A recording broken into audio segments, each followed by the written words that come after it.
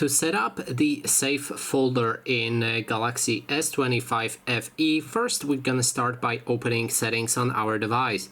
Next step is to look for security and privacy. Then if we scroll down, we should be able to find the more security settings. If you enter them, there's a secure folder right here, and then we'll be able to perform a setup. So first thing you'll see is introduction. I already skipped through it.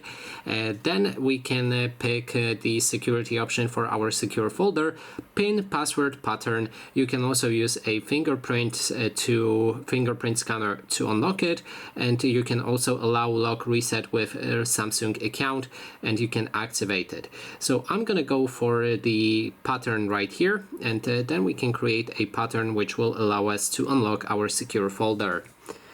Then we can allow the thing, but I don't want it. Then don't forget your lock.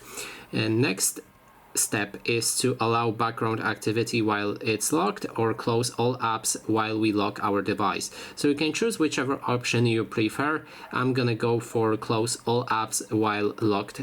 Then here's our secure folder. So you can see we already have some of the apps in here, which means we can open them from a secure folder, and they will have their own private session. If you want to add additional apps, click on the plus button and select whichever app you like, and then it should show up right here. So that is basically everything. Thanks so much for watching.